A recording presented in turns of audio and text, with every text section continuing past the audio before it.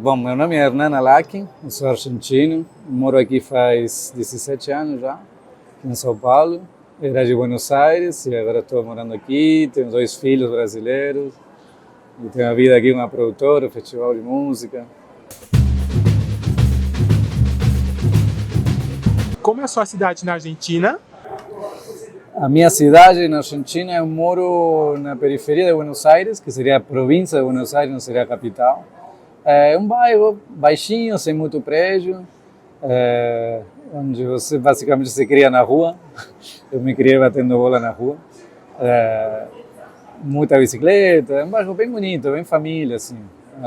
Uma parte bem italiana de Buenos Aires. Quais foram as primeiras impressões do Brasil?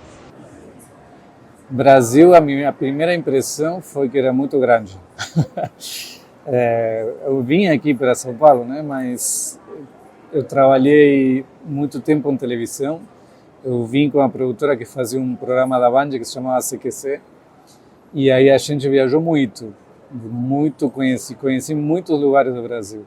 Mas a impressão que tenho é que é um país incrível, um país que acolhe, um país super aberto para os estrangeiros, para os imigrantes. E eu tive todas as oportunidades que eu poderia ter tido aqui e ainda continuo tendo. Sou muito agradecido ao Brasil, meu segundo país. Quando sentiu que era hora de construir uma nova vida em um país novo? Eu sempre fui muito nômade, na verdade, né? Estava na produtora que eu trabalhava na Argentina, e aí a gente foi para a Espanha. Eu fui morar na Espanha 1 ano e meio, e estando na Espanha me ofereceu a mesma produtora vir aqui com um grupo de outros argentinos para abrir a produtora aqui no Brasil. Eu sempre gostei de desafios, assim, que se quedaram frio na barriga, mas sempre me incentivaram muito para ir para frente. E o Brasil, graças a Deus, abriu muitas portas, porque aí eu, em paralelo, comecei a trabalhar com música, com a produtora, com a minha produtora, e aí comecei a me abrir a televisão e continuei trabalhando direto com música até hoje. Eu acho que o Brasil permitiu muito isso, deu muito esse lugar para conseguir me jogar de cabeça, assim, porque não é fácil encarar um lugar novo, em outra língua. Eu nunca estudei português, tenho sotaque, mas aprendi muito na rua, falando, errando, mas o Brasil me permitiu isso, me deu esse lugar. Eu acho, valoro muito e sempre vou valorar muito a abertura que eu tive aqui, as pessoas, os amigos que eu tenho aqui. O que lembra dos seus primeiros meses de adaptação? Os primeiros meses de adaptação é que meu nome é muito complicado, né? Aqui não tem Hernan, sempre foi Hernani, Herman, Hernandes. E eu lembro que o mais complicado era meu nome, era como que as pessoas me chamavam. Eu lembro que numa época que a gente não se ia numa balada, em um lugar que tinha que deixar o nome, e no começo comecei a falar que se chamava Diego, que era como mais fácil, todo mundo Diego, então eu escrevia Diego.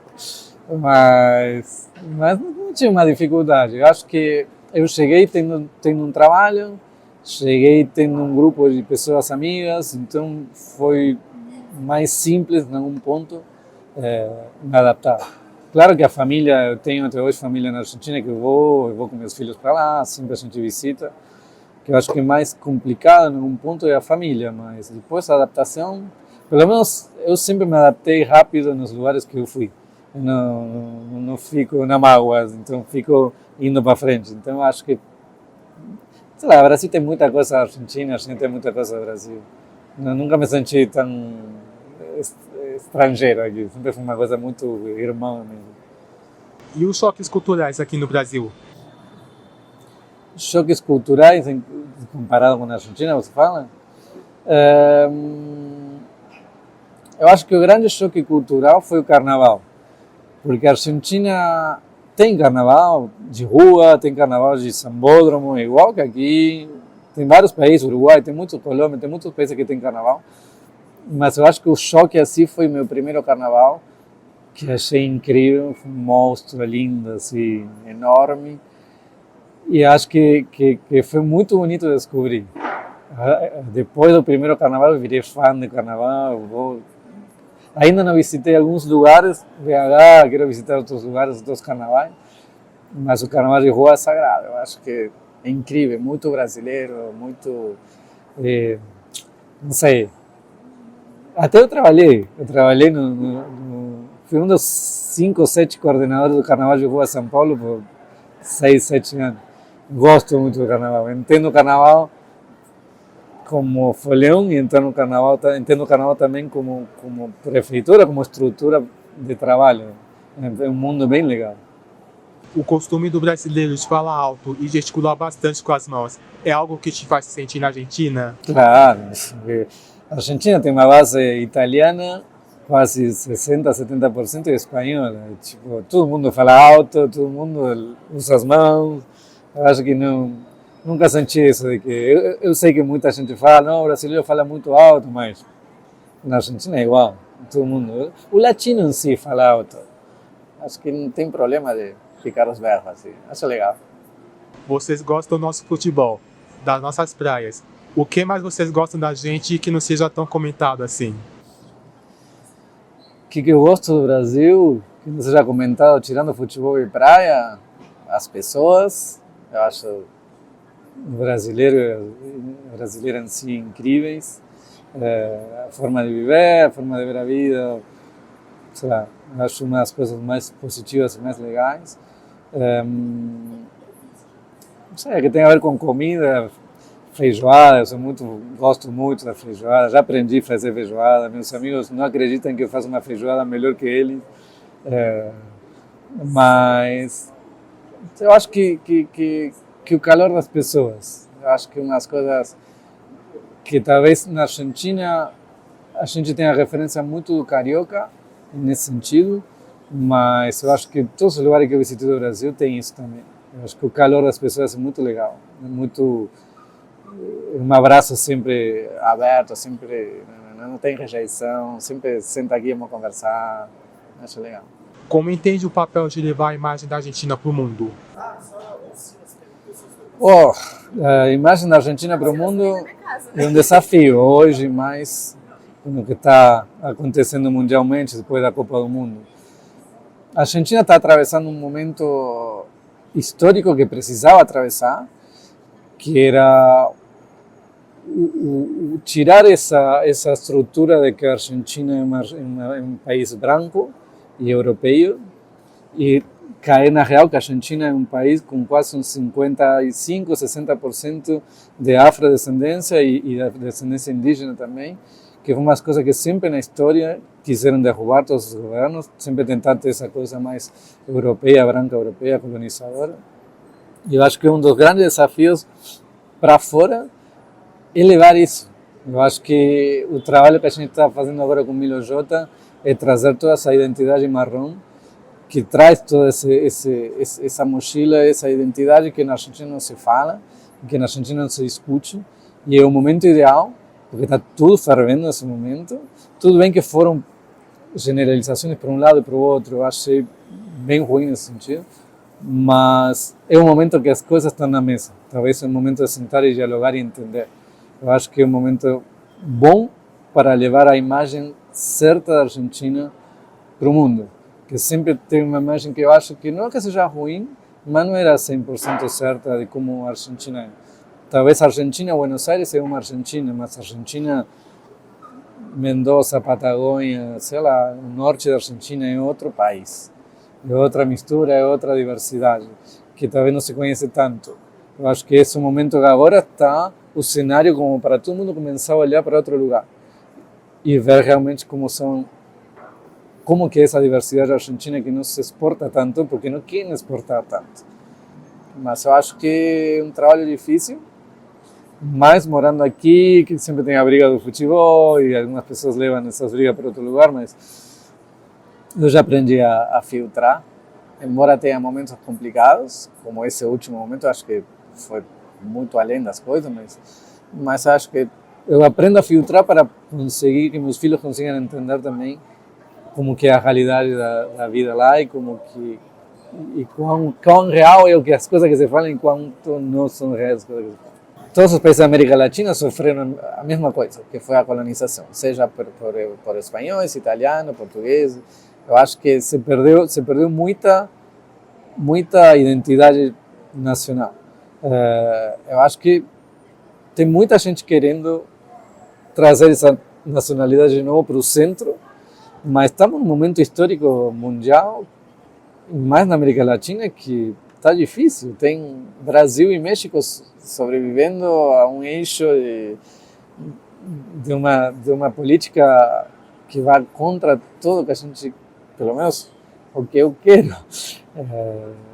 Mas é questão de atravessar. Eu acho que a história sempre passa e os momentos passam, mas tem que ficar atento. Eu tento muito abrir os olhos dos meus filhos, porque são as próximas gerações, e são eles já vão ser uma geração misturada entre Argentina e Brasil, então eles entendem e eles trazem mágoas para casa. Eu sinto, converso, isso está real, isso está errado, isso daqui tem que ser melhor conversado.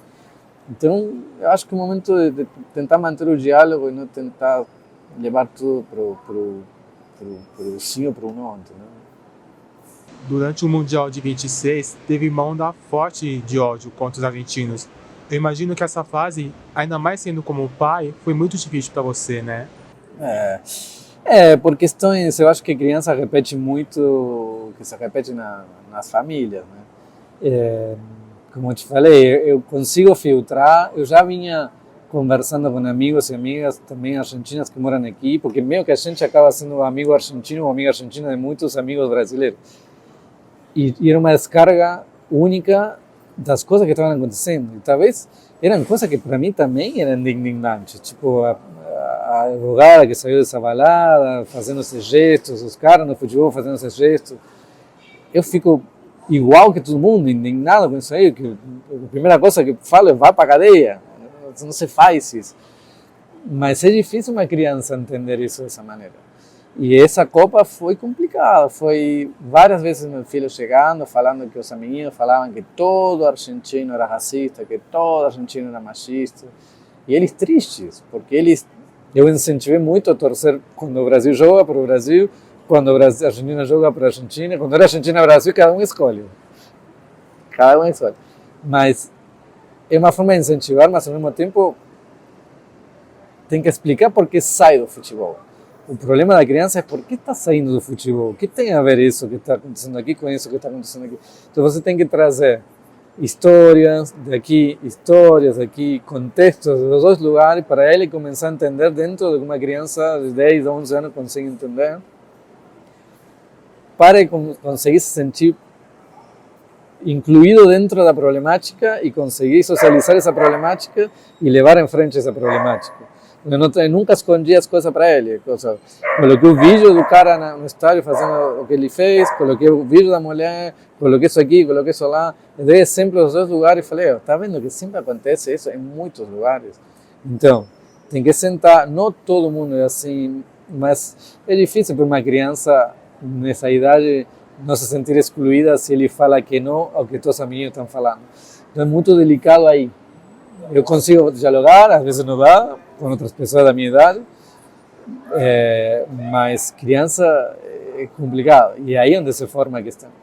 Então, é isso, é tentar dialogar e tentar que os amigos, o pai, o mãe dessa criança que falou isso, eu já procurei, conversei, explica melhor, porque expliquei a situação, não pode ser assim, vou falar com eles. Mas é isso, eu acho que pelo menos no meu caso, onde mais foi difícil foi nas crianças. Assim.